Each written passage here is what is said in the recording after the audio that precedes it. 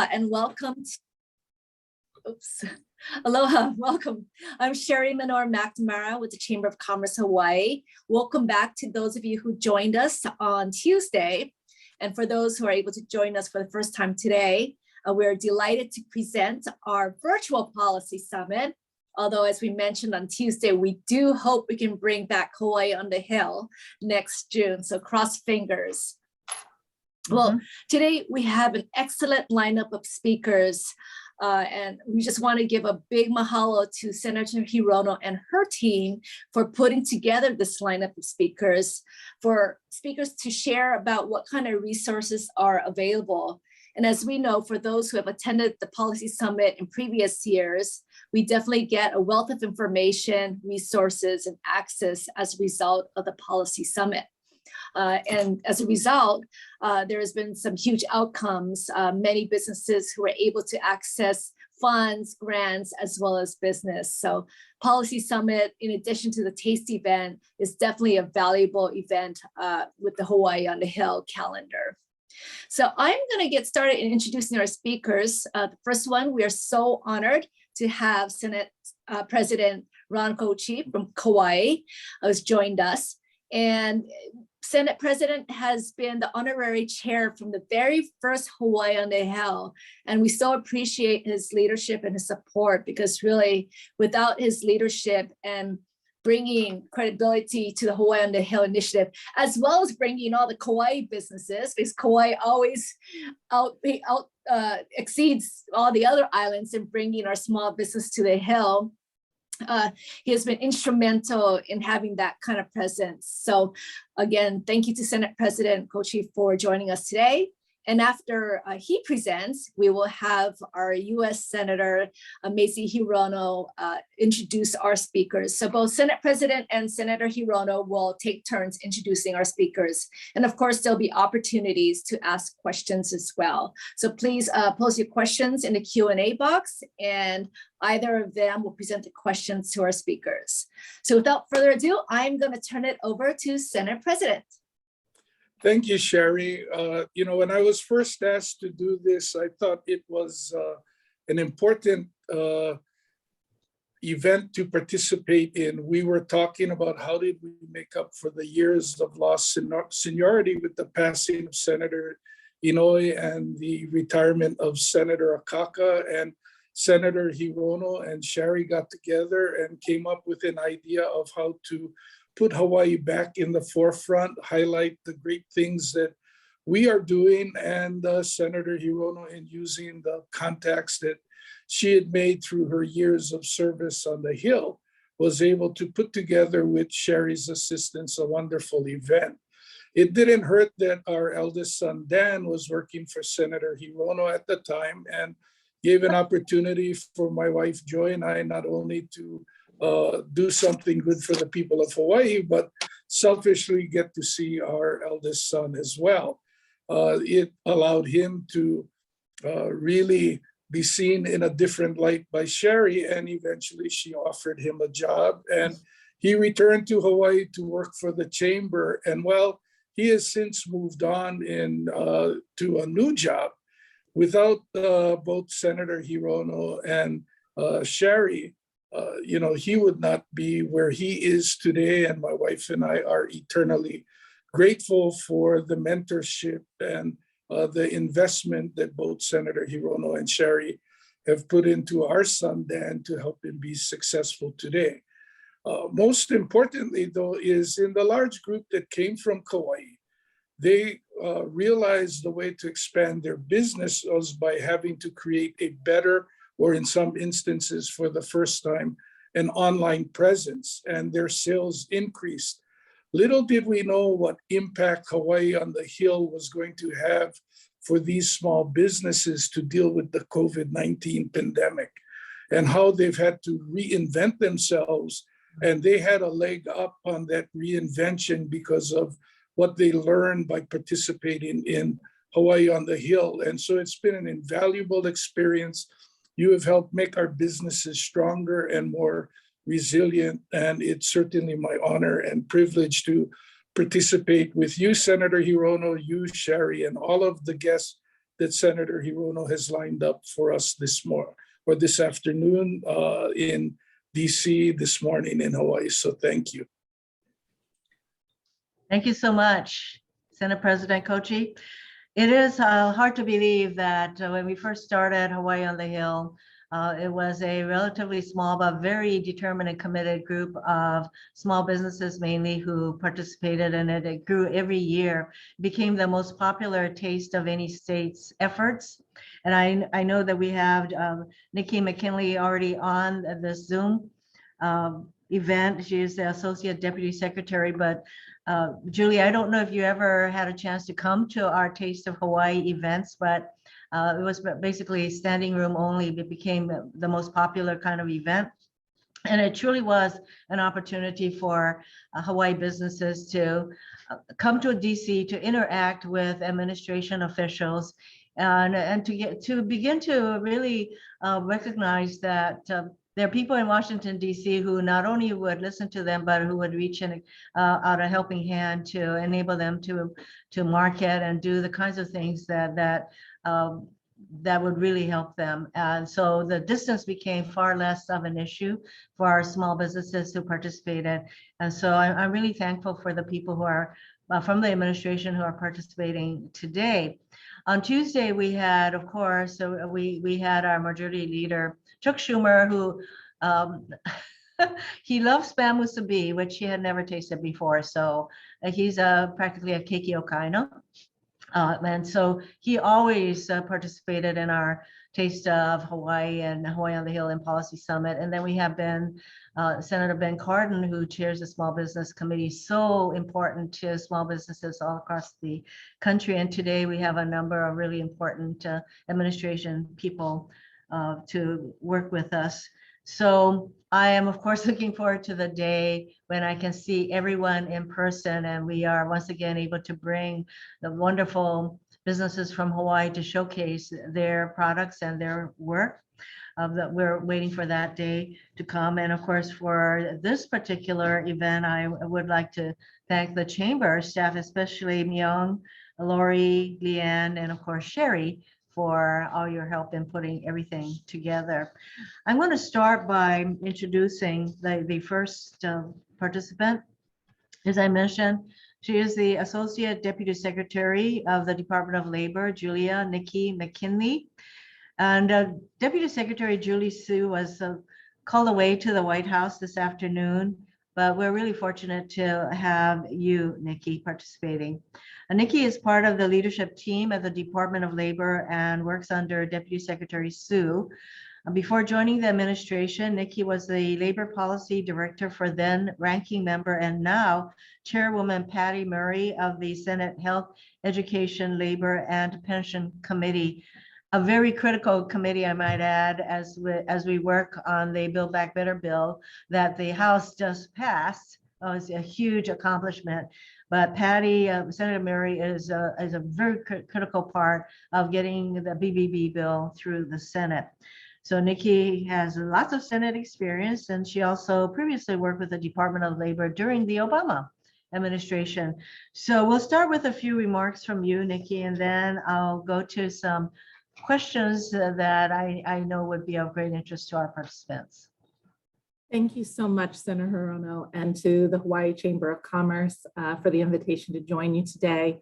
I do sort of feel like the first runner-up at the Miss America pageant, right? Deputy Secretary Su is Miss America, and if for any reason she cannot fulfill her duties, then you get stuck with me. But I'm really excited to be here, and I have participated and attended Hawaii on the Hill in the past, and been in that standing room only and tasted many of the sweet treats. And I believe I still have a bag of macadamia nuts that was at one table. It's probably now 4 years old, but I definitely still have it.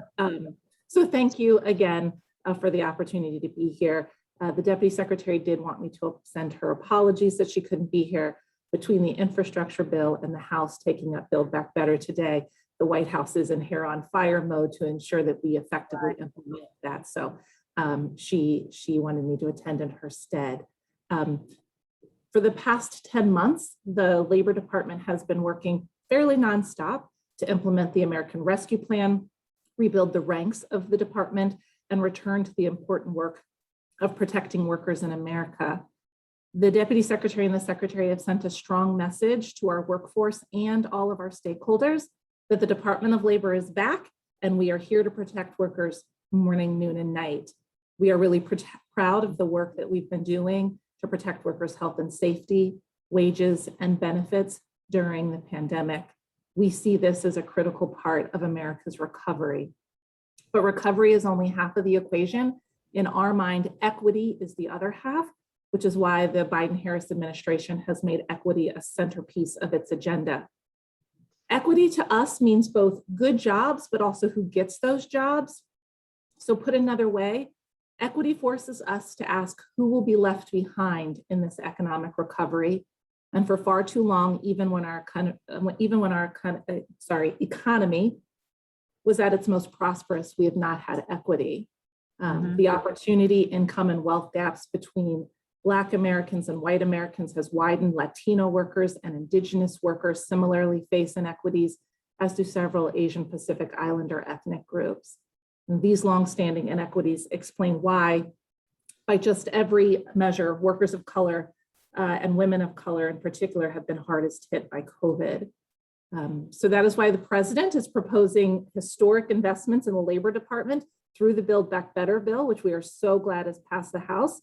And we are going to work side by side with our Democratic senators in order to get it passed in the Senate. The reconciliation package calls for once-in-a-lifetime investments, in particular in the Department of Labor, both in our workforce protection agencies, but also in our workforce development programs. Those workforce development programs are also very important as we begin to implement the infrastructure bill. And thank you so much, Senator Hirono, for your advocacy and leadership in getting the infrastructure bill through the Senate.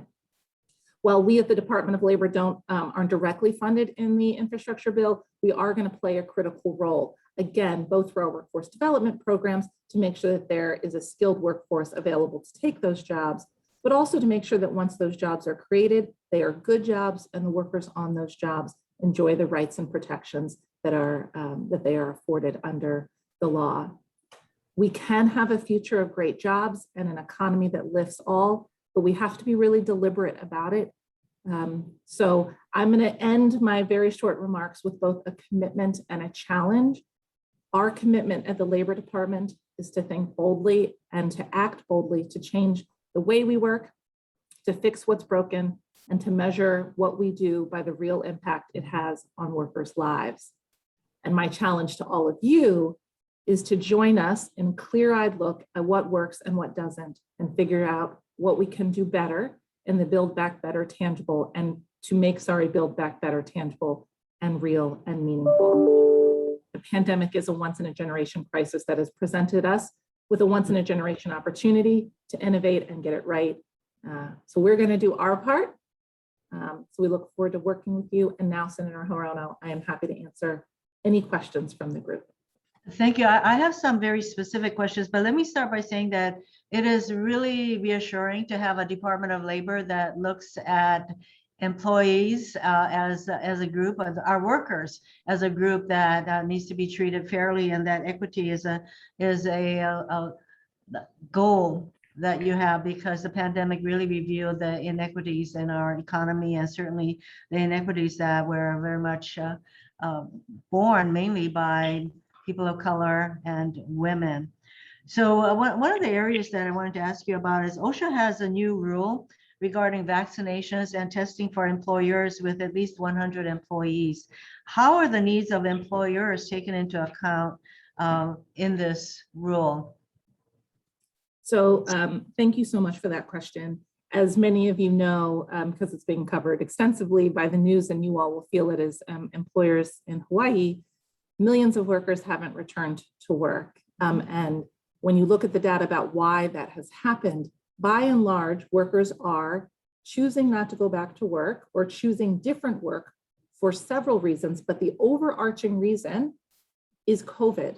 They either feel unsafe going to work because they think they're going to get sick, or they're moving themselves into jobs with better wages, benefits, and protections because the pandemic showed them their essentialness and that they now have the ability to choose a new workplace in this new economy. And so we see the secretary and the deputy secretary, the president and the vice president alike, all see the vaccine ETS, emergency temporary standard, as being a critical part of our recovery. We see that as being responsive to employers because they are saying both to us and to their workforce, we want you to be safe when you come to work. We want our customers to feel like they're coming in to a workplace that's safe. And so we don't see those as being competing. We see the vaccination ETS as actually being really critical to our ability to recover from this pandemic, which is why so many employers, by and large, have been really supportive of our efforts. And so we appreciate many of the folks on this call, many members of the Chamber of Commerce who have, if not done a rallying cry, have at least been supportive of the effort. So we hope we will see individuals coming back to work once we are fully up and running with the ETS. So this is a rule that applies to only those businesses that have over 100 employees. Many small businesses in Hawaii do not have that many employees. So is it your expectation that these other businesses that have fewer employees, that they will also encourage or require, because they have the right to require their employees to be vaccinated or to get tested? So is it your hope that everyone will pretty much comply?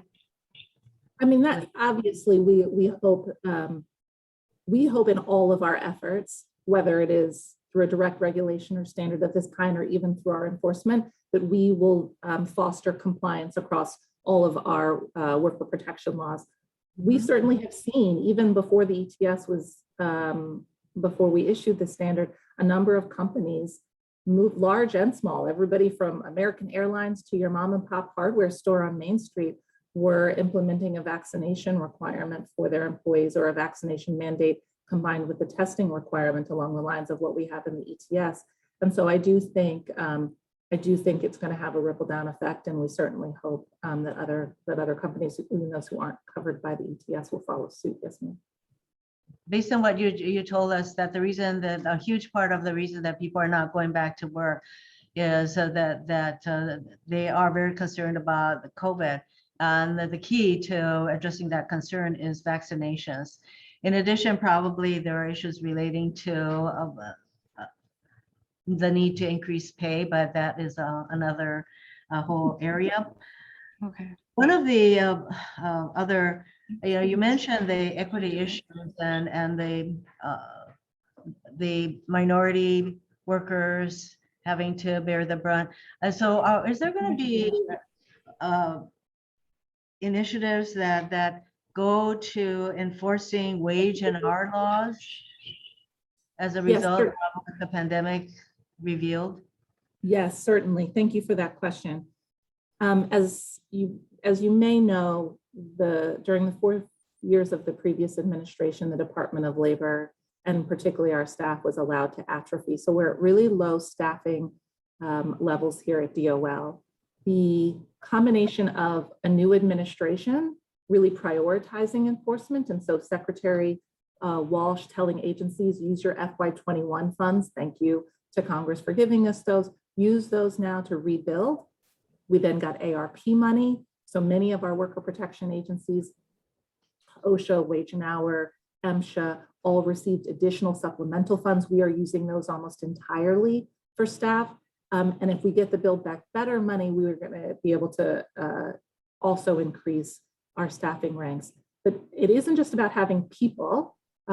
It's about really examining our work and determining where we are spending even our limited resources to make sure we are targeting our enforcement properly. So that means, are we targeting industries where we know that are predominated by workers of color, and where we, unfortunately, there's a strong correlation between having a workforce that is largely individuals of color with violations, particularly of our wage and hour laws, both minimum wage and overtime. And so we have to be smarter as an agency to channel our resources those places so that we can make a maximum impact, right? Again, so that if employers see that we are in our meat processing plants, if we are out in agricultural sectors, if we are in the deep south and out west, if we are focusing there, employers will know we're on the beat, and hopefully come into compliance. And so I'm with you, Senator Hirono. I would love to see an increase in the federal minimum wage. I worked hard on that, working for Senator Murray on the Health Committee.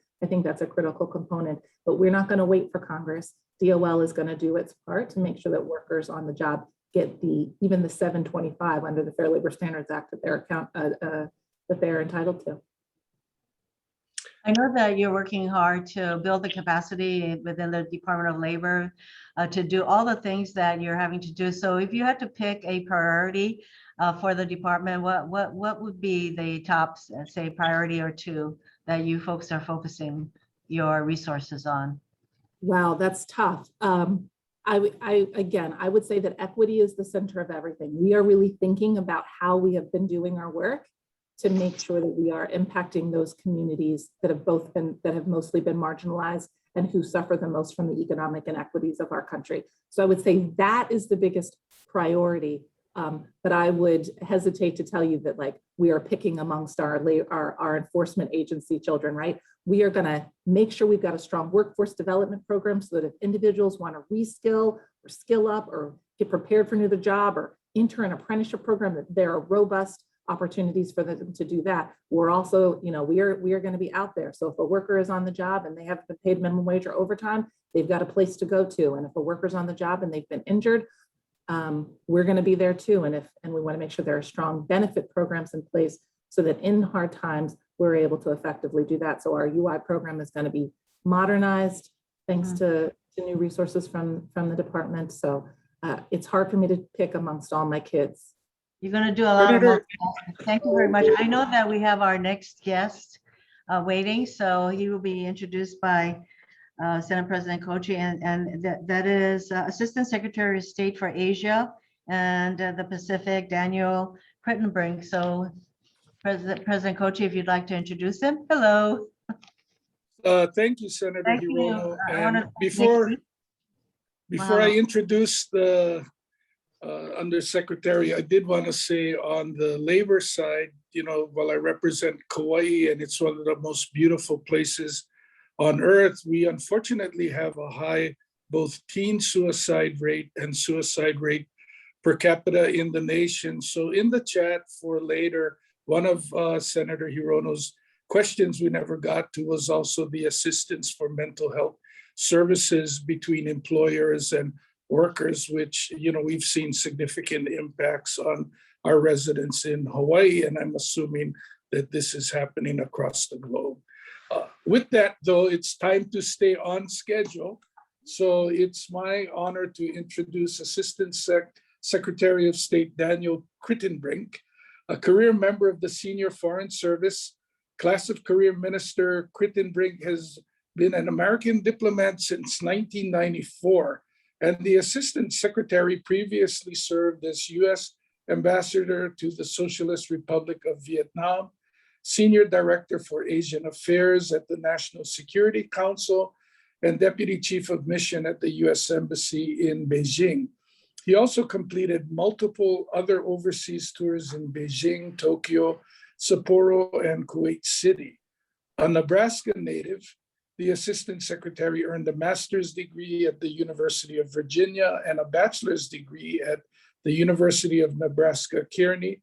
He speaks Chinese and Japanese, and the Assistant Secretary is about to give us a few brief remarks before Senator Hirono will ask him some very insightful questions. Well, Senator Kochi, thank you so much for the warm introduction, and to Senator Hirono, what a tremendous honor to see you again. I've had the distinct honor of getting to know Senator Hirono over the last decade or so of my career, and I remember, Senator, we met during one CODEL that you conducted in China. And then I remember particularly well and fondly the historic CODEL you were a member of when I was ambassador to Vietnam. That was really extraordinary, and it was a 9-member Senate CODEL. Nearly a tenth of the Senate was there in a really historic visit. And I particularly remember our trip to Hawaii to see His Eminence Thich Nhat Hanh. That was really, really moving experience. But Senator, what a tremendous honor to see you again, and what a what a pleasure it is to be involved in an event related to Hawaii. I may be from the great state of Nebraska, and I'm proud of my people, but I have to tell you, Hawaii is one of my favorite places in the world. I think I've been there at least a dozen times, almost all to Oahu, but Senator Kochi, I have been to Kauai as well. And no more beautiful place on earth. And it's my honor to be with you here today. I did want to recognize, of course, and I don't know if they're on the line as well, but wanted to recognize Senator Brian Schatz and, of course, Representatives Ed Case and Representative Kai Kahele as well. We're really honored to work with all of you to promote our great country and to promote the great state of Hawaii. I think it's not an understatement to say Hawaii plays a central role in achieving our goals in the Indo-Pacific region. Whether it's decisions made at Indo-PACOM headquarters in Honolulu or the intense and beneficial economic interaction and tourist and business flows every day, but Hawaii is central to what's happening and what we want to achieve in the Indo-Pacific. Look, in my job as the Assistant Secretary for East Asia and Pacific, it's my responsibility to promote American interests across this vitally important region every day. We believe that America's peace and prosperity are inextricably linked to the Indo-Pacific region. And as I tell my friends and partners across the region, your success is our success, and vice versa. The importance of growth in the Indo-Pacific requires bold action to ensure our country's continued growth. I think now more than ever, we need to think big. We believe that the rules-based international order and the private sector-led model that's enabled all of us to achieve great economic growth is now under unprecedented challenge by those who seek to advance an authoritarian governance model. We believe that our strength comes from a network of like-minded allies and partners. And as President Biden stated in September, to enable our continued security and prosperity, we must take our alliances and partnerships to a new level. I thought maybe today it'd be more interesting for you and probably for me if I could hear from all of you and entertain your questions, but maybe I could briefly highlight my 6 top priorities in this job. I outlined them in my Senate confirmation statement, and I'm a linear thinker. So when I showed up here on day one, and thank you, Senator, for helping me to get confirmed. But once I showed up here, I told them I chose those 6 priorities in my confirmation statement for a reason, and they remain my priorities in this job. The first, as I mentioned, is to revitalize our ties with our allies and partners, especially our 5 treaty allies across the region, but many other partners in Southeast Asia and the Pacific Islands as well. We are stronger and more prosperous when our partners succeed, and together we can achieve great things. And you'll see through my travels in the region, I intend to spend the bulk of my time working with allies and partners. Second, we need to responsibly manage our strategic competition with the People's Republic of China. President Biden, of course, just had a very important conversation with Chinese President Xi Jinping. I think our main message here is we see the relationship in largely competitive terms. We intend to win that competition, but we also intend to carry out that competition in a very responsible way.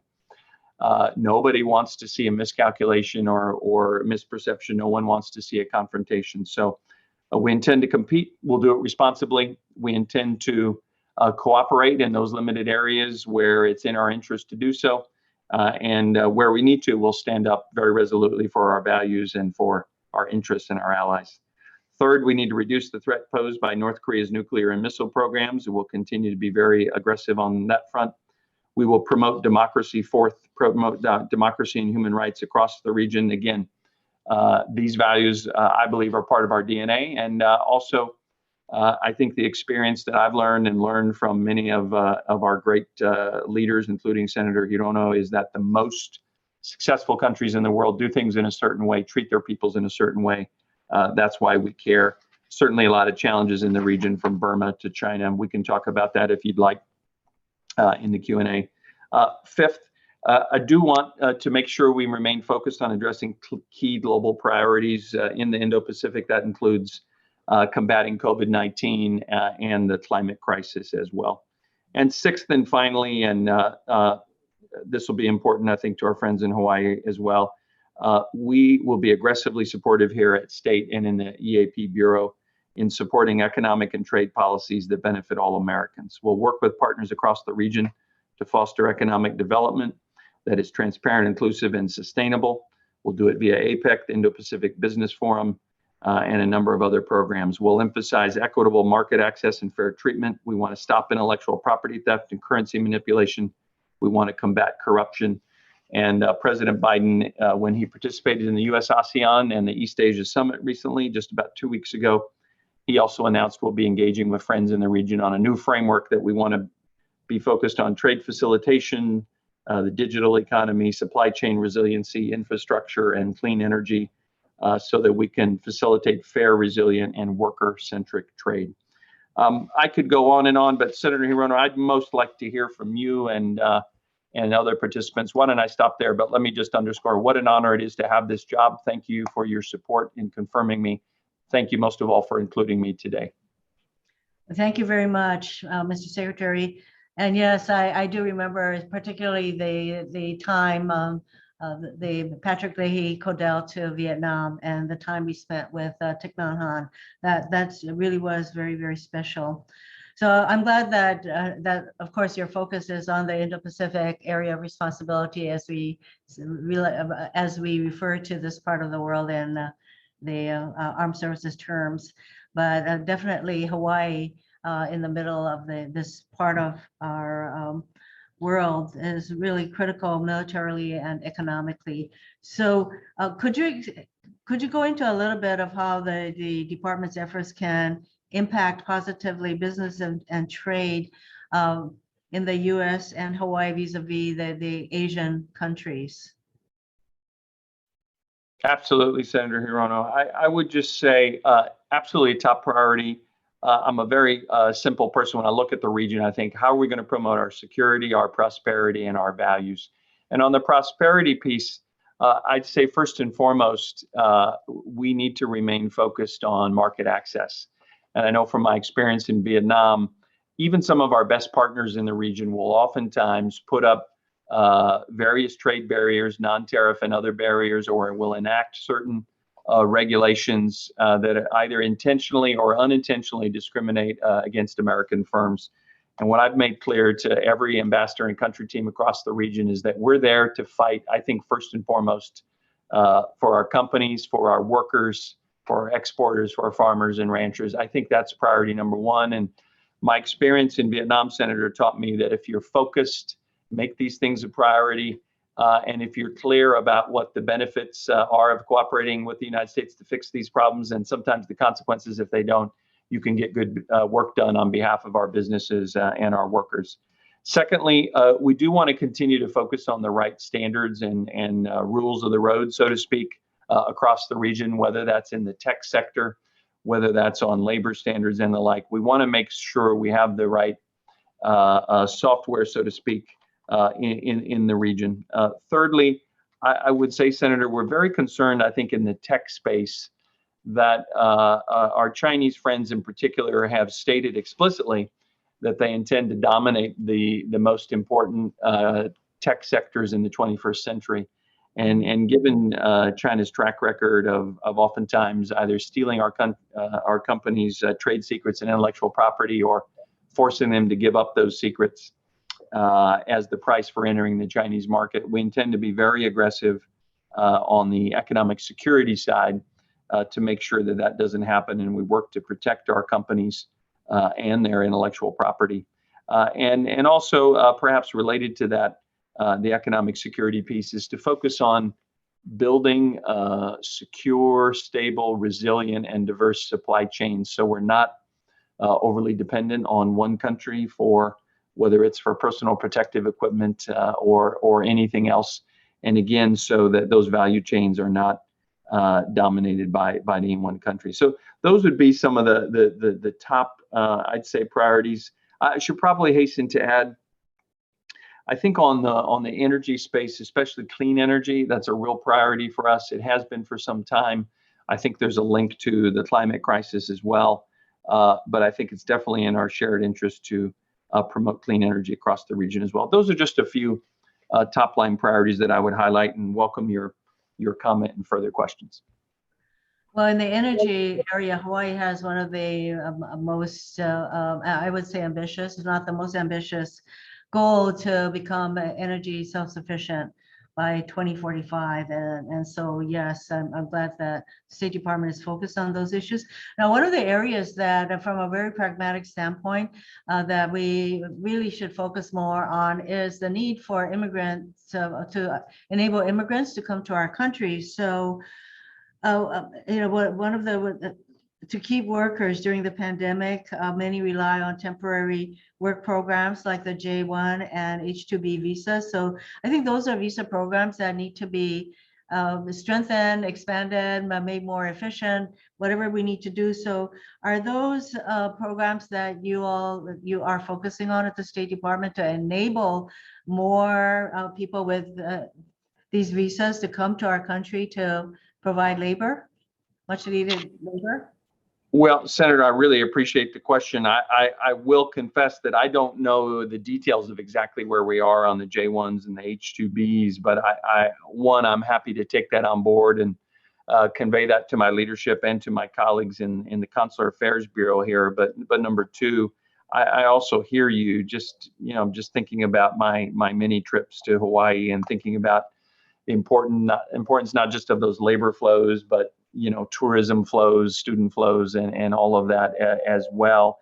I know COVID has been a real shock on that entire front. So I have to confess, I don't know exactly where we are on the J1s and H2Bs, but I definitely hear you, and I will definitely convey that to folks here. But certainly, speaking generally, we know that to get our own economy and the global economy going again, we've got to get back in the business of getting our people moving again, and certainly getting the pandemic under control is part of that. But I also hear you, visa policy is as well. Well, basically, when we talk about visas, we really should engage in comprehensive immigration reform, and that is one of the parts of the Build Back Better that the House passed that enables some 7 million undocumented people to have a status that is not citizenship, but that will enable them to come out of the shadows to work. So I hope that's one of the ways that we can address the need for to address the labor shortage. I know we're kind of getting to the end of our time with you, but what is good for the businesses in Hawaii to know is that you are very committed to our part of the world, very committed to enabling the small businesses in Hawaii to access markets in this part of the world in particular, and that you will be an advocate for them. So, yes, ma'am, absolutely. Let me just say, a couple of things. One, drawing on my experience as ambassador to Vietnam, I really believe that we were there to fight on behalf of American companies every day. And when I was ambassador, I spent more of my time on economic and trade and market access issues than any other single set of issues. And I intend to maintain that commitment in my current job. And the second point I would make is that, being back here at State, we have an entire Economic Affairs Bureau led by Undersecretary Jose Fernandez and his many capable colleagues. And that is what they do exclusively. I'm focused on the Indo-Pacific writ large, a whole range of issues, but our colleagues over in what we call the E-Bureau, the Economic Affairs Bureau, they do that every day. They do it in close coordination with our friends and colleagues over in Commerce and the U.S. Trade Representative, the Department of Treasury, and of course, friends at the National Economic Council and National Security Council. But we really do believe in having the backs of our American business community and our workers and farmers, ranchers, and exporters, and look forward to being your great partner. I'm not only a supporter of Hawaii, I'm a big fan, and I hope I can get out there myself again soon. It's been a couple of years, but I'm really honored you would include me today, and thank you for all that you do for our great country and what you've done for me personally. I appreciate the support. We definitely welcome you back to Hawaii, and it is also really important that the state works across the divide. You're not in your silos. You work with Commerce. You obviously work with, I hope, Small Business Administration, whose administrator is waiting right now. So I didn't know that. I should probably get off the line. I hope I don't get in trouble, but the first place I want to go next time I come to Honolulu is Ono Hawaiian Foods. It's my favorite restaurant there. I hope I can get back. Senator, what an honor to see you today. Thank you so much. You take care. Okay, take care. Bye-bye. I know that SBA Administrator Isabel Guzman is waiting. Hello, nice to see you again. Great to see you too. Thanks for having me. I'd like to provide a very short introduction to you. She is the 27th administrator of the SBA, represents more than 30 million US small businesses, and previously served as director of the California Office of the Small Business Advocate. As the Economic Recovery Support Function Coordinator for the state, she focused on resilience and most recently worked to help small businesses access relief during the COVID-19 pandemic. Administrator Guzman has previously served in leadership at the SBA as the agency's Deputy Chief of Staff and Senior Advisor during the Obama-Biden administration, where she oversaw policy and new program implementation. She was a small business entrepreneur herself and an advisor to fellow founders, yes. Administrator Guzman earned a Bachelor of Science from the University of Pennsylvania's Wharton School of Business. And I am delighted to have her before us because I do serve on the Small Business Committee, and it was a pleasure to go through confirmation with Administrator Guzman. And I just want to mention to all of the small businesses who are on the Zoom call that we are working mightily on the Small Business Committee to provide Administrator Guzman with a deputy, because at a time like this, when small businesses need everybody, all hands on board at the SBA, we have had the Small Business Committee at least 5 times to take a vote on Dilwar Syed as your deputy administrator. And the Republicans have boycotted the hearing so that we cannot provide you with a deputy that you sorely can use. But I know you are doing everything that you need to be doing, if not more. So please, can you share a few words with us, and then I will proceed with some questions for you.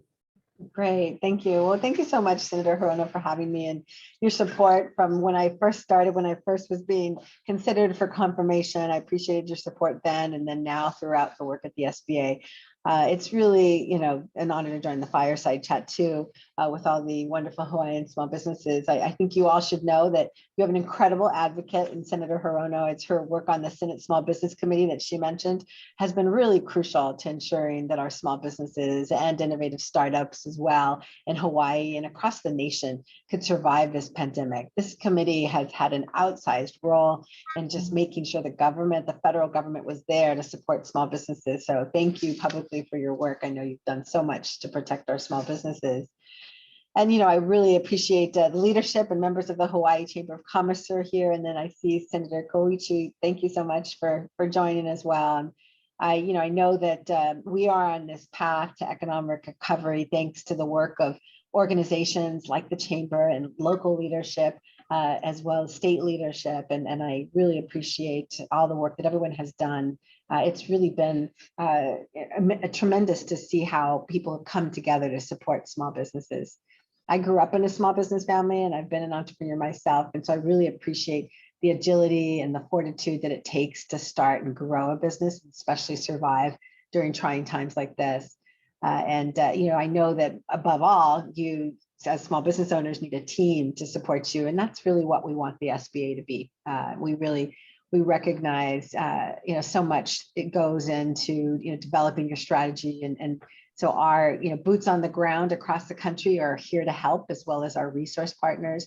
In Hawaii, we have a wonderful district staff, a district director, a deputy district director. Our district director is Mark Spain. Hopefully some of you have met with him in the past. He's very passionate about his work to ensure that the entrepreneurs in Hawaii and across the Western Pacific have the support they need. And our deputy district director as well, Hazel Beck, is a former entrepreneur herself. We find that a lot in SBA employees and a Navy veteran. So they really work hard to support, and because now more than ever, building connections and strengthening networks for our small businesses is so critical.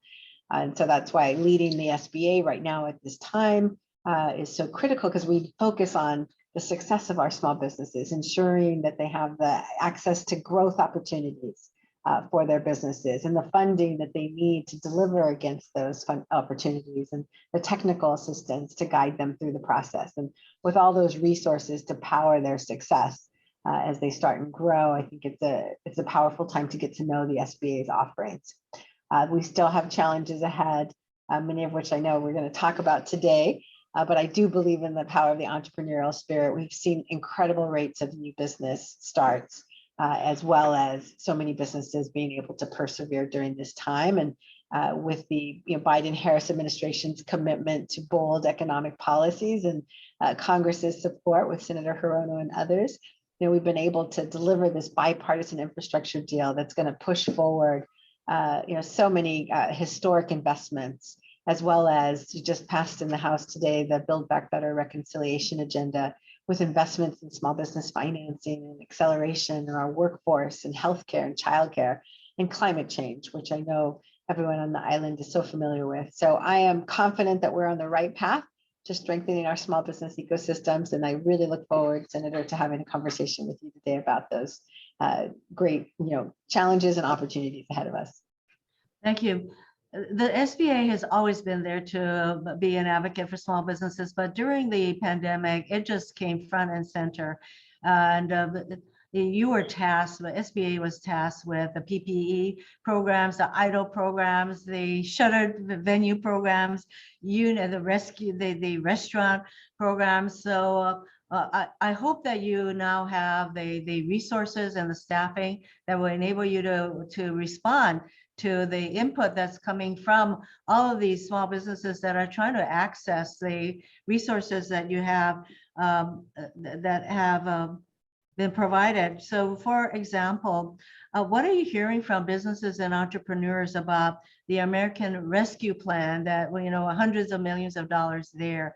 Any feedback from businesses there, as well as one of the things you want to do is promote entrepreneurism within the small businesses. And, tell me a little bit about your Community Navigator pilot program and what that does to help businesses. Okay, great. Now, the American Rescue Plan really did so much to help support our businesses. I think first and foremost, we forget how much investment was made into helping America push vaccinations, which was a game changer. We need to have safe environments for our main streets to reopen. And now more than 70% of adults are vaccinated, and more than 80% have at least one shot. That's incredible, up from 2% when the president walked in the door. And I think small businesses especially want to do what they do best, just get back to serving their customers and creating jobs. And so that's been enormous, but we are seeing enormous economic gains, but still COVID has disrupted our small businesses with challenges as a result of COVID and supply chains and others. So the American Rescue Plan invested $60 billion into small businesses with critical relief. It funded more of PPP, so those businesses who couldn't get relief in 2020 were able to access those loans. And we also were able to launch the Restaurant Revitalization Fund program, a $28.6 billion relief program, the Shuttered Venues Operator Grant Program that the Senator also mentioned, as well as economic injury disaster loan grants, those advanced grants for $10,000 and $5,000. In Hawaii alone, SBA has supported over 1,100 restaurants across Hawaii, receiving $414 million in emergency support through the Restaurant Revitalization Fund, and more than 20,000 Hawaiian small businesses receive support through the PPP program, with $1.3 billion total in support. And now we're trying to deliver against that promise of forgiveness and help expedite that with our own platform. We're helping your banks do that with you. And another 19,000 Hawaiian small businesses have gotten loans and grants combined through that economic injury disaster loan program, both targeted and supplemental grants of 10 and 5,000 for $1.4 billion in emergency relief total, 25 million in grants, and then the rest in loans. And these are affordable long-term loans that are still available. We still have billions available through the end of the year. And we want to make sure that if you need patient capital at 3.75% with 30-year terms, that this is a product that can help position your business, especially with 2 years of deferred payments. And I know in addition to that, a total of 77 Hawaiian venues received our Shuttered Venue Operator Grants program for $139 million.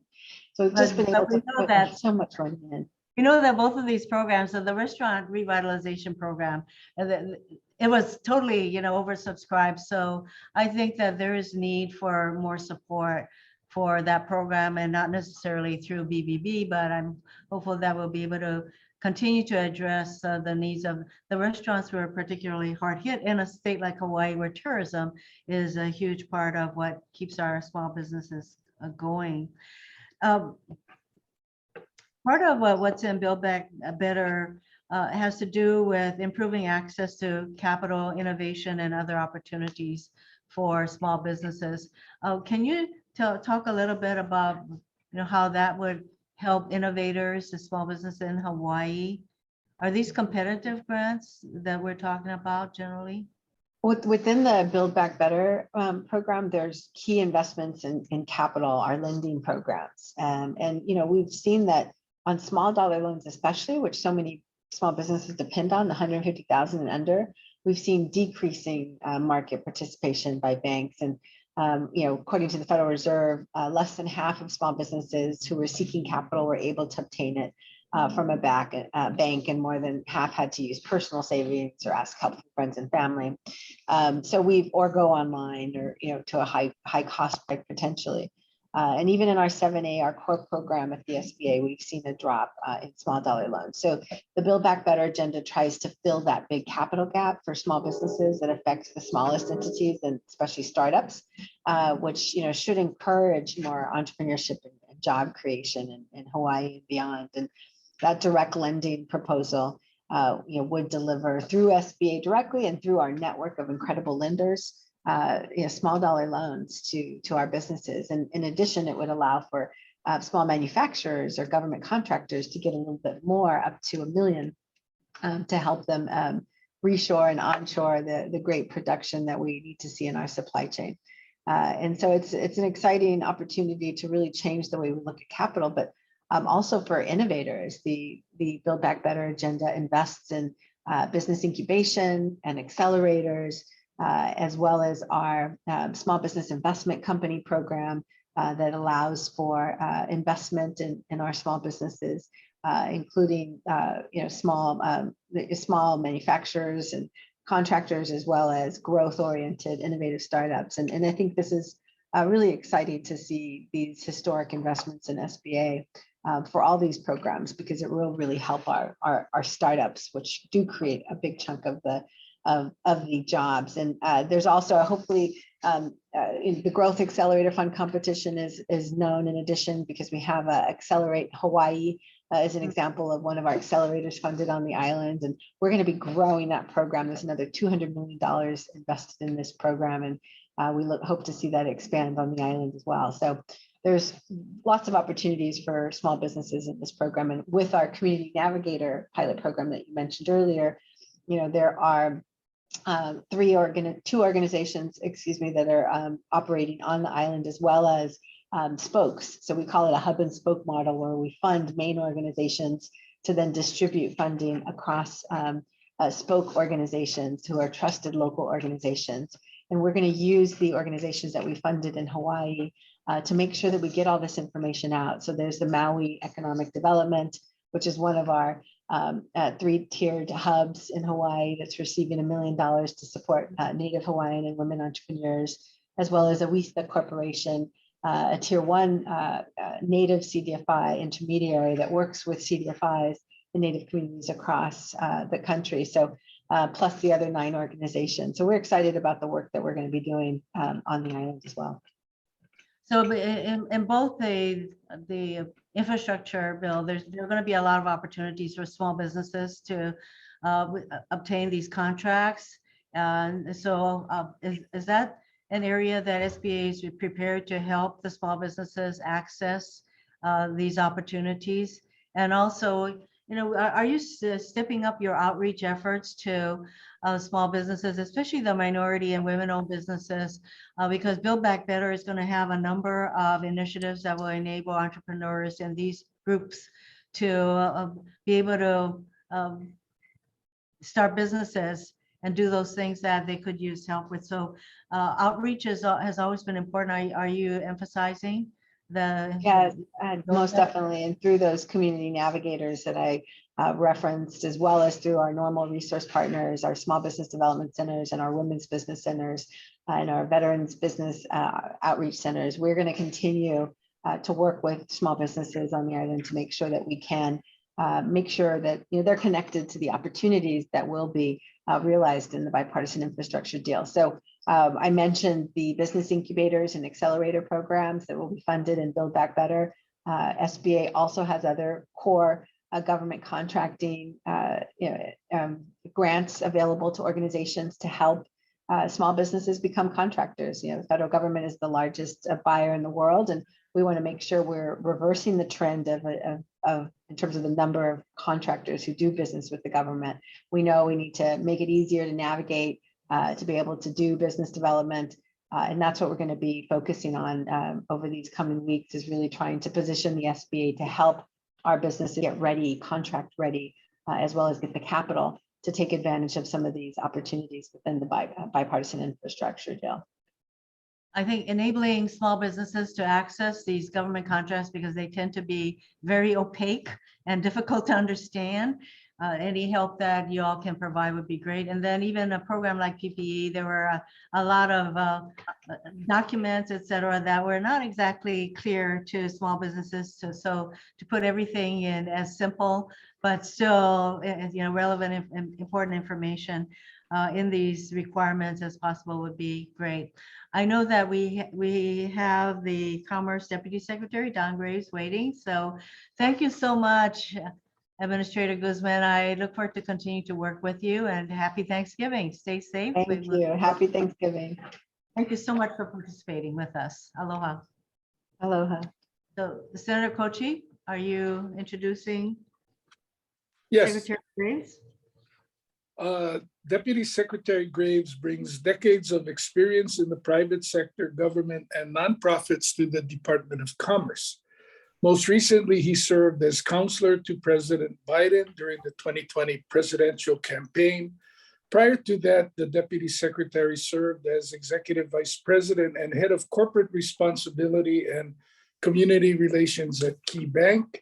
During the Obama-Biden administration, the Deputy Secretary served as Counselor and Domestic and Economic Policy Director for then Vice President Biden. Now, whoever did the research for me in Senator Hirono's office found an interesting tidbit on the bio introduction about his rich family history connected to the Commerce Department. I don't quite know what 4 times great-grandparents actually means, if it's great, great, great, great, great, but they built a successful horse and buggy taxi business in Washington that once stood at the site of the department's headquarters. Their son went on to own a premier hotel just blocks away and became one of our nation's first African-American patent holders through the U.S. Patent and Trademark Office. It's a real pleasure to introduce Deputy Secretary Graves. Mahalo, Senator. Thank you so much for allowing me the chance to be with you today. It is, I wish that I could be with you in person rather than here in Washington, D.C. But it's thank you to the Hawaii Chamber of Commerce for inviting me as well. Senator Hirono, it is wonderful to see you. It's great to be here with all of you at the Taste of Hawaii Policy Summit. I should start by saying Secretary Raimondo sends her warmest regards. She wanted to be here today, but she's returning from Asia, where she spoke to government and business leaders about President Biden's Indo-Pacific economic framework.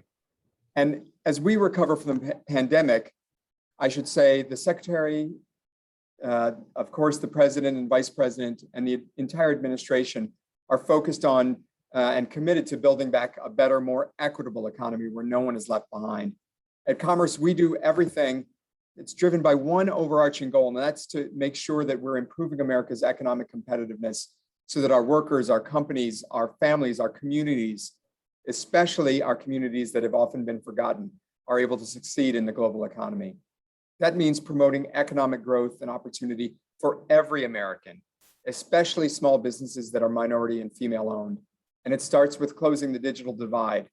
In the 21st century economy, high-speed internet, you all know this on the islands, high-speed internet isn't a luxury, it's essential to everyday life. In June, Secretary Raimondo joined Vice President Harris and Secretary Haaland to announce the Commerce Department's Tribal Broadband Connectivity Program, which provides nearly $1 billion in grants to expand broadband to unserved and underserved tribal lands. Over the summer, we received nearly 300 applications from across the country. That's a very strong signal of the really intense demand and the need, frankly, for broadband investments. And this program is a critical step in the right direction. But on top of that, the administration's recently passed, thank you, Senator Hirono, the president's effort to pass a bipartisan infrastructure deal. It includes an additional $2 billion for the Tribal Broadband Connectivity Program and more than $65 billion for broadband grants to help states connect unserved communities. Hawaii is going to receive at a minimum $100 million to provide broadband coverage across the state. These broadband investments will help bring you telehealth, economic opportunities, remote learning, and countless other benefits that are long overdue. But at Commerce, we recognize that to outcompete on the global stage for the long term, we also need to invest in American innovation. So in May, Commerce announced a $2.7 million investment in the University of Hawaii to strengthen, expand, and scale its work on entrepreneurship and job creation. That'll provide Hawaii's innovators and job creators with critical funding as we recover from the pandemic. And last month, our Economic Development Administration released its first round of $3 billion in American Rescue Plan funding for statewide planning grants that help build resilient economies. For Hawaii, that means broadband expansion, climate resiliency, and workforce development. The program also includes $750 million, and it's important for today's gathering, $750 million in travel and tourism grants to accelerate the recovery of economies like Hawaii's that rely on the travel and tourism industry for jobs and revenue. Grant applications are open to states, cities, counties, and higher education institutions, and we'll be accepting those applications through March 15th of next year. I encourage all of you to apply. The timing is right now, and America is open for business as we get fully vaccinated international travelers traveling again, which is crucial to getting our tourism industry back on its feet. But we all know that the government can't solve all of our economic challenges alone. To recover from the pandemic and to truly build back better equitably, we need strong public-private partnerships with local governments and businesses like all of you. So please stay in touch with us at the Department of Commerce. We want to hear it. We want to hear from you. And with that, I'll turn it over to Senator Hirono for questions. Thank you very much, Mr. Secretary. You noted that we need to close the digital divide because that is one of the ways that we are going to enable our businesses to be competitive in a global economy. And yes, there is approximately $100 million that will come to Hawaii for broadband, of which some 60 million is going to go to Hawaiian homesteads. How are you going to make sure that that all of this money actually goes to provide access to broadband? I mean, how is this program going to be implemented? Is it going to be left pretty much up to the states and the counties to determine where the access should occur? How is this going to work to make sure that the help comes to the folks who need it? It's a great question, Senator. The state provides a large portion of the funding to go directly. Congress provided that a large portion of the funding would go directly through NTIA, the National Telecommunications and Information Agency here at Commerce, to the states. But the way that we are actually implementing those funds is based on the vast experience that NTIA has in working with the states on a range of programs that we've already implemented, including the $1.6 billion from the American Rescue Plan. So yes, the funding goes through states and to local communities, but it's with our guidance and with our technical assistance and support. So we'll be working hand in hand with the states and with local communities to make sure that we don't just put these dollars out willy-nilly. We're actually making sure that every household in America, this is something the president has stated time and time again, every household in America will have high-speed, affordable broadband access. So that is going to be important, not just to our businesses, but to our community, but very critical to enable our kids who during the pandemic had to learn from home, and to realize that thousands of students in Hawaii did not have access to the internet. And so this is one of the ways that the money that comes from the infrastructure bill is going to make a huge, huge difference. You mentioned the 750 million for travel and tourism grants. I mean, what do you anticipate those grants to go for? Because those are grants that you said the universities, states and counties can apply for, and what are they going to go to promote Well, travel? It really provides a good range of flexibility to local communities. We know that the federal government, that we are not the best at understanding the nuances and the approaches that local communities want to take in terms of developing and driving tourism and hospitality. And so we're providing, if you will, guardrails for the program. So some parameters, but we really want local communities, our universities, our tourism centers to develop these programs in a way that is flexible to them and is based on the needs of the local community rather than us telling you what to do. I like that perspective. And the state of Hawaii, of course, very much dependent on tourism. And so we have been hard hit. And while I know that Homeland Security is the administrative department that is much more the entity that deals with issues such as pre-clearance, and I would welcome the Commerce Department weighing in and supporting pre-clearance at various airports, particularly in Japan, such as at Haneda and Narita. So, I've talked with the Secretary Mayorkas and enlisted his support for these kinds of pre-clearance facilities to enable travelers to come to Hawaii much more easily, having already been pre-cleared in these countries. So I put that thought into your mind also. Now, we've been hearing a lot about the supply chain issues, and businesses here may be concerned about these issues. And the Build Back of BBB includes $5 billion for the Commerce Department to address these supply chain issues. Are you already addressing these issues? Can you tell us what you're doing? We are, Senator. In fact, we began this work by really doing a mapping, if you will, of all the challenges facing industry, the supply chain constraints, not just in the United States, but across the globe, because as you point out, the supply chains are all interconnected, and a business in Hawaii may be relying on some challenges at the Port of Los Angeles, and that may be causing some problems. But at the same time, there may be constraints in Malaysia. So our first step was to do this mapping exercise. We actually put out a request for information from the industry to get a better handle on a wide range of challenges that industry is having on supply chain constraints, so that we have an ability to create really an early warning system, if you will, and to fully appreciate what the problems are across our supply chain. So we've taken those steps. We're talking with industry on a daily basis all across the country and across the globe. We're working hand in hand with the Departments of Transportation, the Department of Energy, and so on across the federal government, because we know that that we can't be one agency focused on this. This has to be a whole of government approach.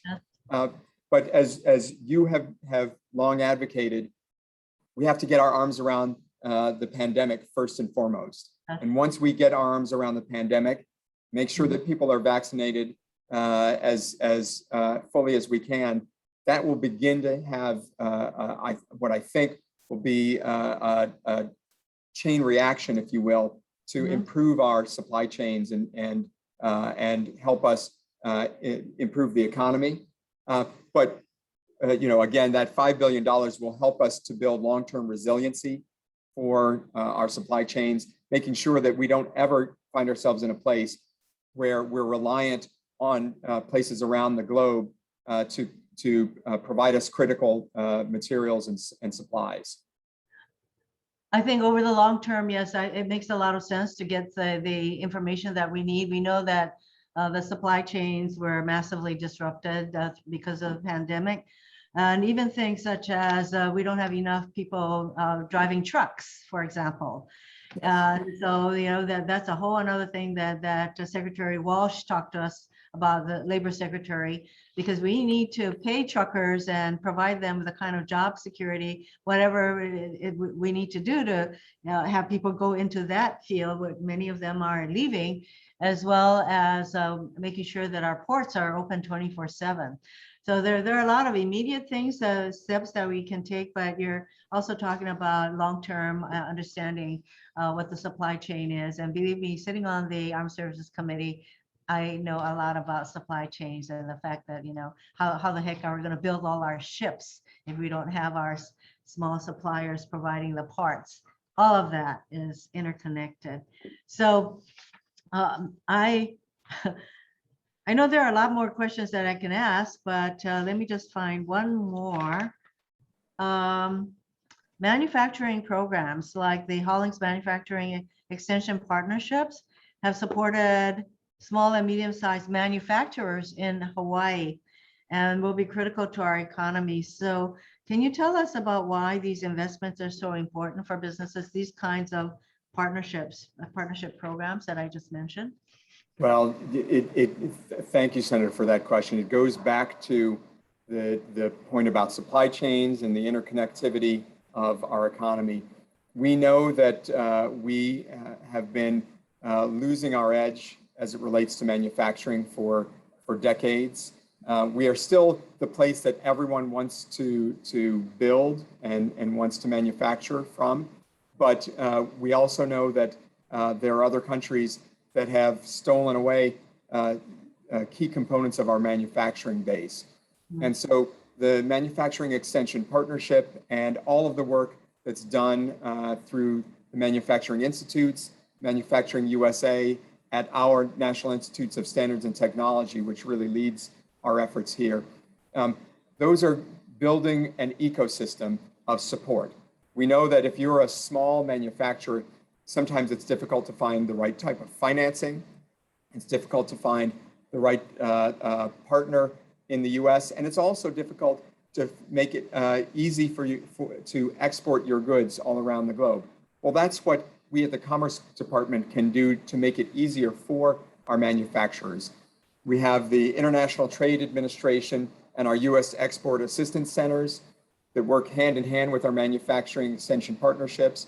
We have our Commercial Foreign Service team that works all across the globe to advocate on behalf of American manufacturers.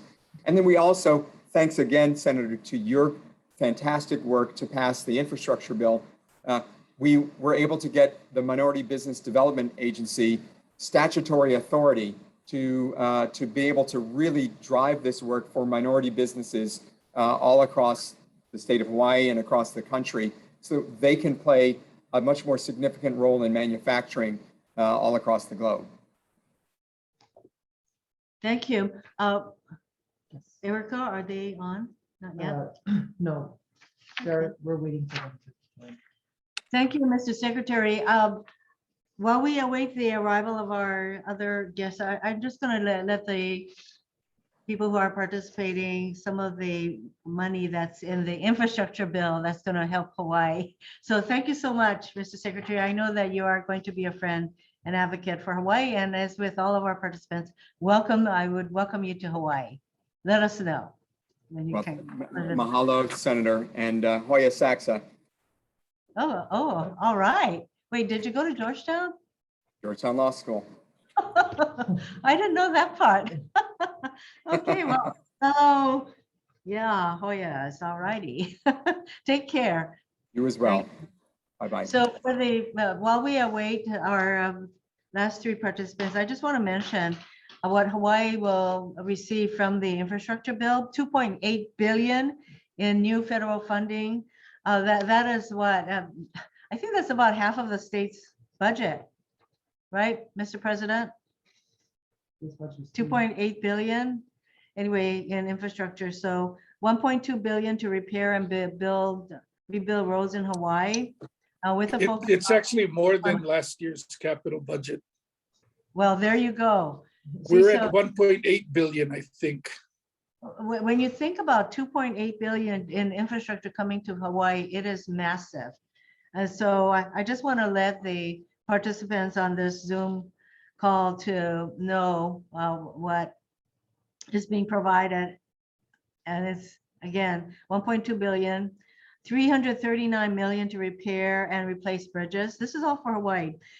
246 million for airport improvements, 100 million to expand broadband access, and really important for small businesses to enable them to compete more effectively in a global economy. And for me, particularly to enable our students to have access to the internet, especially when they were struggling to learn from home. So this is a incredible amount of support that is being provided to these states. And believe me, I will be keeping track of whenever there is a shovel in the ground to start work on any of these projects.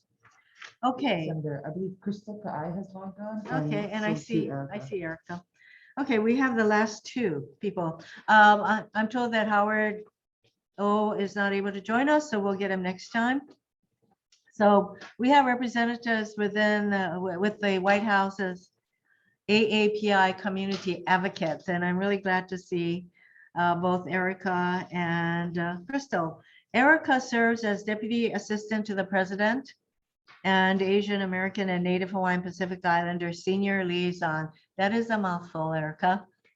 But we all know you. We know that you're quite the advocate for AAPIs. And at the White House, Erica supports the administration on a wide array of the president's priorities and engages with AA and NHPI communities and leaders on important issues such as advancing safety, justice, inclusion, and opportunity for Asian American, Native Hawaiian, and Pacific Islander communities through a whole of government approach to racial justice. And I know you have been doing this for a long time, Erica. Crystal Ka'ai is the Executive Director of the White House Initiative on Asian Americans, Native Hawaiians, and Pacific Islanders. In this role, she is responsible for directing the efforts of the White House Initiative and Presidential Advisory Commission on AANHPIs and advising the Biden administration on the implementation and coordination of federal programs as they relate to AANHPIs across executive departments and agencies. So again, a kind of a whole of government approach to the issues that are really important to our communities. So I'd like to just have the two of you give us short remarks on what you're focusing on and who you're working with. And we'll start with Erica. So Erica, let me interrupt you for 1 second and Anything simply you say, Senator Hirono, to you and Senator Duckworth, we owe a tremendous amount of gratitude for being the strong voices that have resulted in these two outstanding young women serving in the capacity they are now in. Both of them on November 2nd participated with our Asian Pacific Islander caucuses in NCSL, Erica in person, Crystal by Zoom. But I cannot tell you how important it is to have people who look like us, who are advocating for us and have had those experiences. And it wouldn't have happened without your voice. And to Senator Duckworth, please also extend our thanks. Sorry, Erica and Crystal. Thank you, Mr. President. Okay, go ahead, Erica.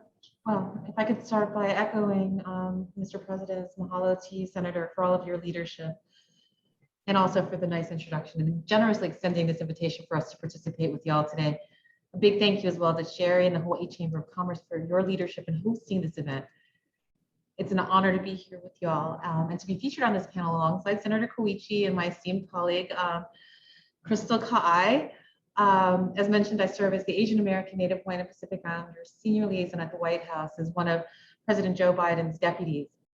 This is a new, historic, first ever position It's a role that was created in March at the urging of Senator Hirono and Senator Duckworth.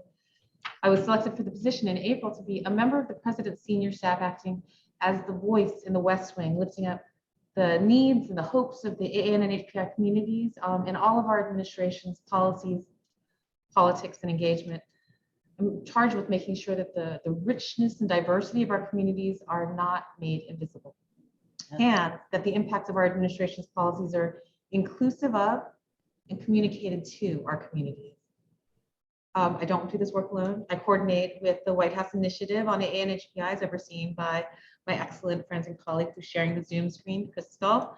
And we advise the President on efforts on issues like strengthening economic security through AAN HPIs, advancing opportunities for AAN HPI entrepreneurs and small businesses, addressing anti-Asian bias, and promoting inclusion and belonging for AAN and HPIs. We also work closely with Howard O at the White House Office of Public Engagement, who was pulled away for other business and with many, many apologies. And he conducts our outreach to the national AAN and HPI organizations. We also critically work closely with community leaders like yourselves. Y'all are on the front line of the impacts of our actions or inactions, and whose inputs are of the utmost importance in our policy and priority development. We're grateful for all of your support and your interests, and we will continue to work hand in hand with all of y'all to find solutions to the problems and challenges that face today, and maybe find some opportunities to come to celebrate too. So mahalo for the opportunity to share this space with you. I'm looking forward to this discussion and all of the discussions we'll have together that'll follow. Thank you, Erica. Crystal? Mahalo, Senator Hirono, and also Senate President Kochi, for the honor to be able to join you all today. And also want to thank Sherry and the Chamber of Commerce of Hawaii for hosting this event along with Senator Hirono's office.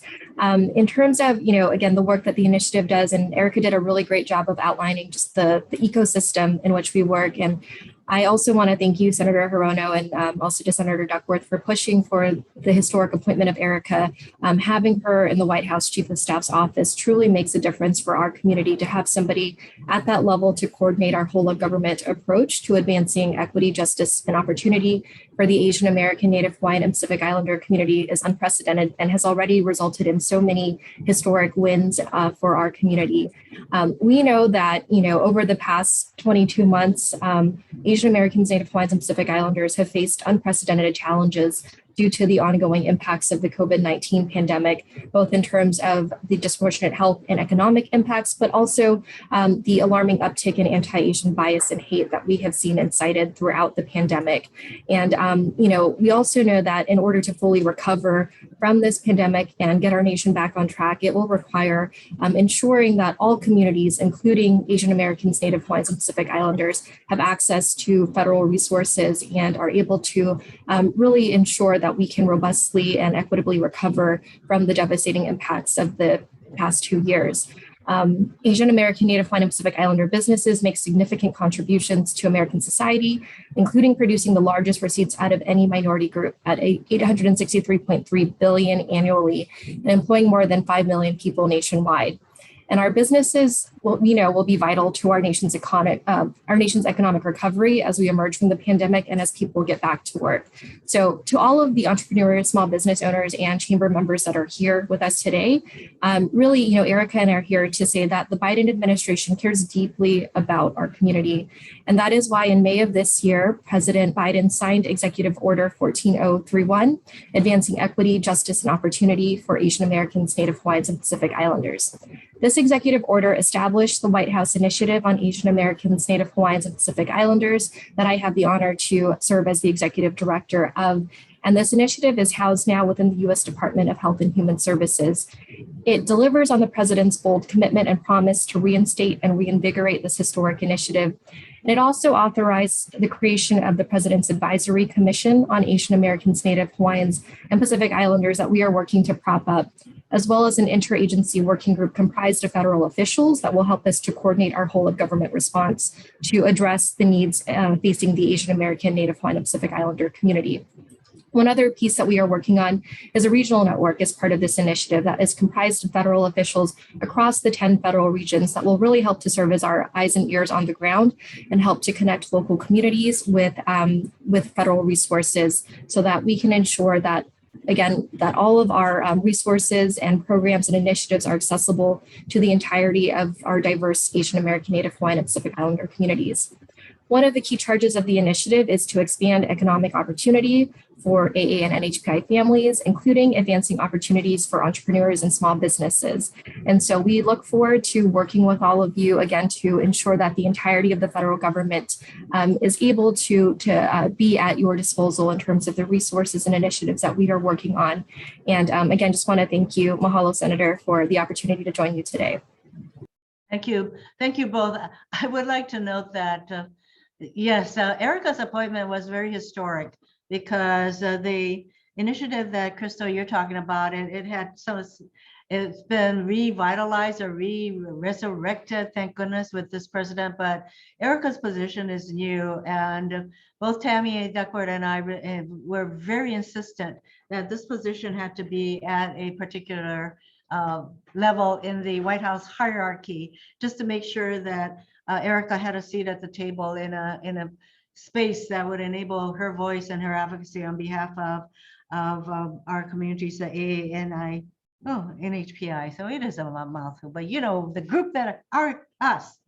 So Erica, I just want to ask you, since you've had the position, can you just tell us one story of how the fact that you're sitting there at the table made a difference? And this is not about bragging, but I want to let people know that your presence makes a difference to our communities. Thank you, Senator. And again, thank you so much for all of the leadership and support that you've provided our communities forever. And for me personally and professionally, which is an honor to be a recipient of that grace. Can I give two examples? Because there are the big things and then there are the little things, right? And so the big thing was the signing ceremony of the COVID-19 Hate Crimes Act, Prevention Act, that also had the overwhelming bipartisan support in both chambers. You led this in the Senate for us, Senator. You came to the White House for this signing ceremony, along with 9 members of KPAC, of all Asian ethnicities, of many faiths, our Black partners, our Jewish partners, and the implementation of it that I've had the honor of working with the Department of Justice and your staff and other senators and members of Congress on is part of one of the things that is very heady and humbling for me to be in this seat, to have been a part of the decision-making table, the policy development-making table, to also figure out the politics around it, and also what strategic engagement was necessary to make sure that people understood the impacts of this big, momentous, historic bill that you shepherded through, Senator, in a way that we intend it to be. And unless you're at the table and lifting up kind of a frame of reference that isn't intuitive or natural, it's not poorly intentioned at all by my colleagues who are around the table or historically around the table. They just don't know. And so having that frame of reference is so important to be able to say, yes, this is a big deal because it was a bill that you and Ms. Mang had pushed forward because of the crisis during the pandemic, but it also brings in the other coalition partners of other marginalized communities. There was a question that was raised like, well, we don't want to crowd the stage with other people. I was just like, you don't understand the Asian community, y'all. It is an honor to have been able to lift up our partners, our coalition partners and brothers and sisters from other marginalized communities in a way that we know that we've benefited from their work. And so that ceremony, which was really amazing and robust and a moment of celebration, even though it was in a time of pain, was also super notable because even the staff, the career staff and the other political appointees at the junior level in the White House had never seen a room so beautiful and so diverse with so much celebration in such a time of kind of difficulty that we're trying to, that at that moment we were trying to pull ourselves out of and to lift our eyes up. And so that's one of the things that's a great, great honor to be a part of. On the small ball thing, but it's not small because it means something like Crystal Ka'ai's historic appointment as the first ever Native Hawaiian to lead this historic initiative, and also the incorporation of Native Hawaiians explicitly named in the initiative, in her title, and in the proclamations that accompanied it. Those are the kinds of things that it's an honor to be able to inform my colleagues about that, again, would have been completely off of their radar, but for the fact that I'm empowered to sit there and educate them about how to best live up to their intentions. So those are just my two little examples out of the 800,000 things that I feel like I'd love to spend more time talking to you about, Senator. I think you're right. Both of the presence of both of you at the White House is really important at a time like this when there's so many attacks on diversity and basically teaching of our history and the history of our country, including, you know, what happened with the we have never addressed the pain of slavery in our country, but the continuing discrimination against AAPIs. Let me just give you an example. Just yesterday, the Sherrod Brown's committee, the banking committee, had a hearing for the comptroller of the currency. She happens to have been born, she's Asian, born in Kazakhstan, and she was raked over the coals. She is a professor, a brilliant, qualified person. She is Asian. And and she has a degree from Moscow University, because at that time, that's where people who were born, she said, she couldn't control where she was born, but she was asked by one of the senators whether he should call her professor or comrade. I mean, that's the kind of thing that we have to be ever on the alert for, because discrimination in our country and racism in our country is never far below the surface, which is why the two of you being where you are is so important. Our faces are really important. And just the other day, we also have had more diverse people being appointed for life to the judiciary than ever before. So I know that I hope, Erica, that you have some say, and that they continue to support the president in his nomination of very diverse people to the judiciary. And just the other day, I chaired the Judiciary Committee, and one of our nominees was Judge Chun for Washington State, and his parents are immigrants from Korea.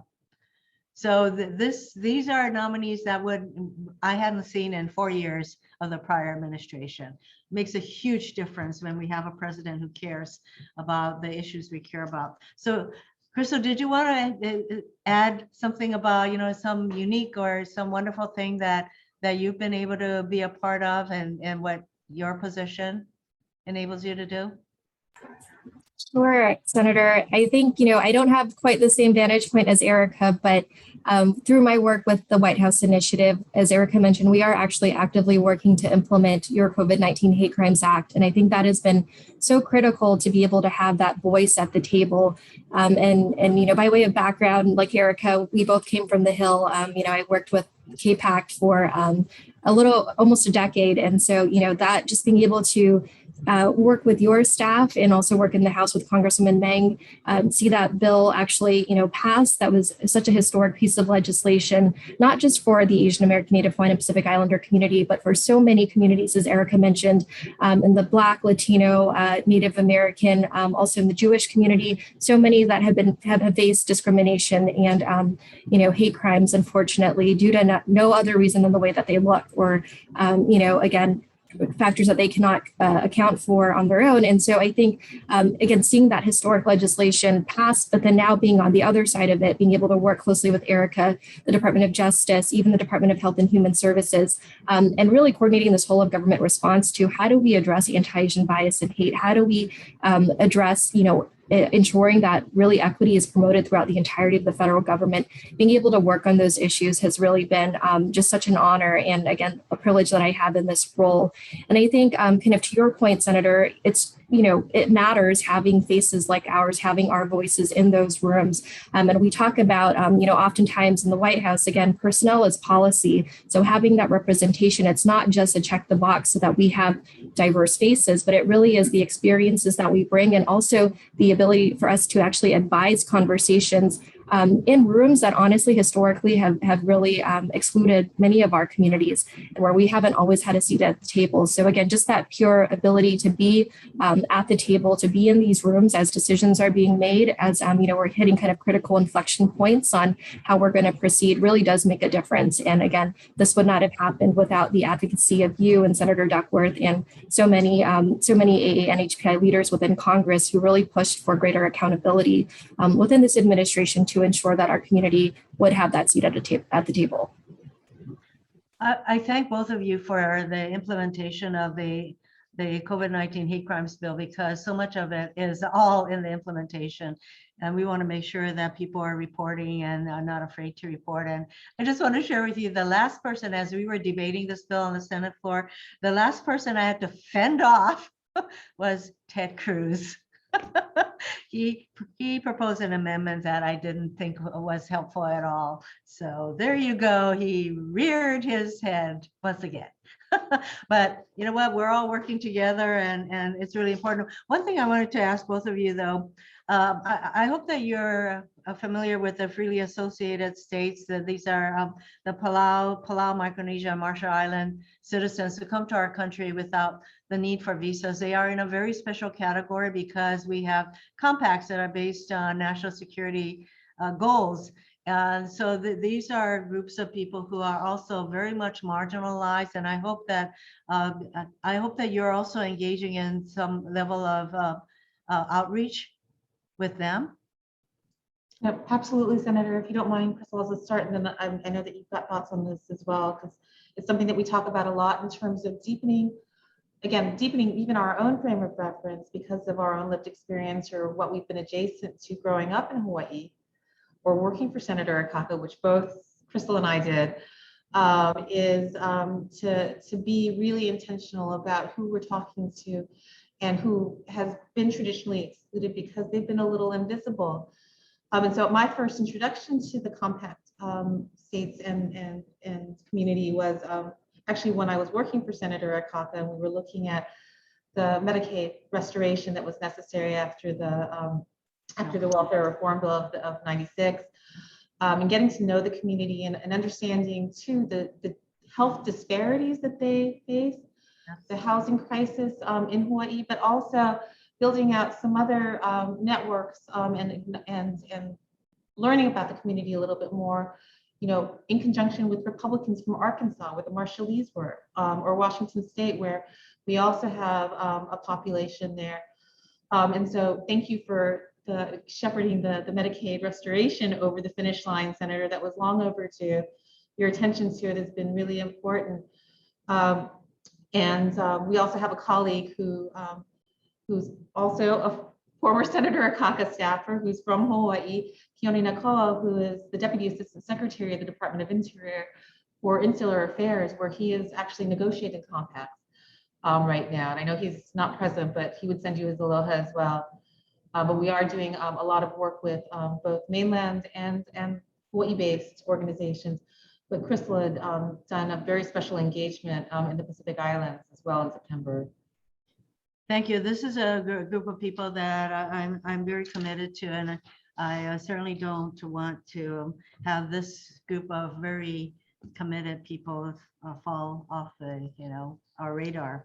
So it really requires all of us to continue to be very vigilant about the communities that we are advocates for. Your voices, your faces, your presence, very important, because for too long, as we well know, when we were working on the COVID-19 hate crimes bill, and to see so many Asian Americans come forward for the first time using their voices, because of the APIs have for too long been considered invisible, the other, they always foreign. And so I want to make sure that we're continuing to work together. In Hawaii, we're really fortunate, more than fortunate, that we have such a diverse population that can really provide the strength that is required for us to go forward. So thank you very much, everyone. If any of you have questions that are in the chat room that we haven't gotten to, and we probably haven't, we will be providing responses to you, and of course continue to call on Senator Kochi and my office. You don't think you're going to get away with it, did you, Ron?